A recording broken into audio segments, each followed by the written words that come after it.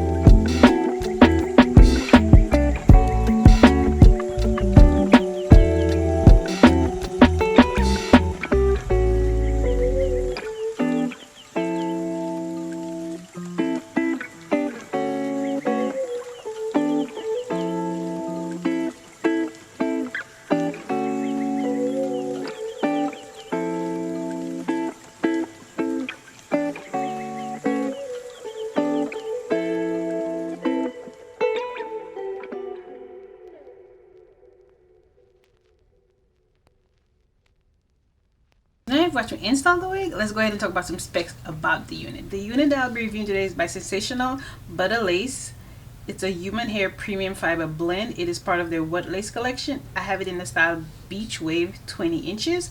I have it in the color balayage caramel. It has undetectable virtually HD lace. It has 3 combs, one on this side, one on this side, one in the back, as well as adjustable strap. It has a 5-inch deep hand tight part. It is a middle part. As I stated, it's a human hair and premium fiber blend. It has full body movement, virtually undetectable HD lace, blends well with most skin tones, air to air lace with wide 5-inch hand tight parting area. It is pre-plucked with berry hairs along the hairline, natural and full maximum density. Now we have talked about the specs about the unit. Let's go ahead and talk about Auntie TT's thoughts on this unit. So this is what it looks like. I should have got that color though, but that's okay.